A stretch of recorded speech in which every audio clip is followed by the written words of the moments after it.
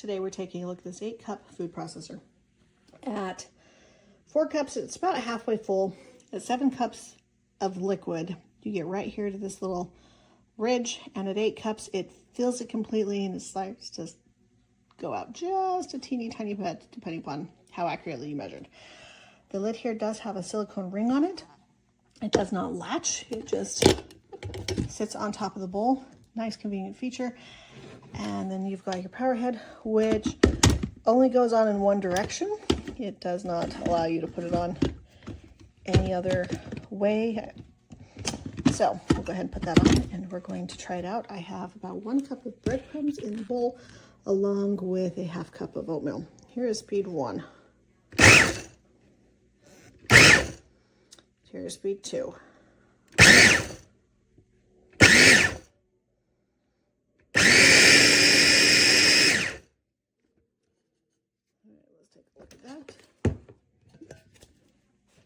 I still have some chunky, so this is going to take a little bit longer than what my previous food processors do, but this has a lot less pieces to wash because you don't have the whole head where you drop stuff in.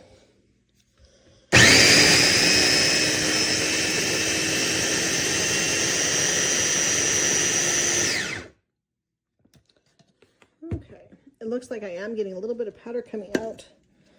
Not much, just a tiny bit. Overall, that does look pretty good. Well, I love this little gadget up to probably about 5 minutes ago.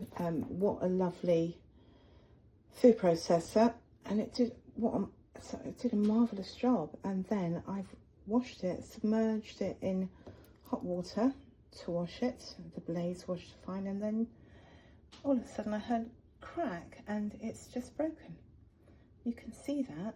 All right, it's broken here, and it's broken at the side here. So that's that. I still have the metal piece, but I actually wanted the glass one. So I will be asking for a refund.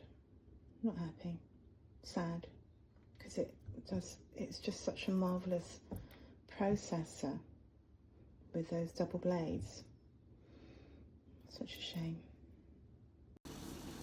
I will now be processing this apple. I'll start with the level 1 setting.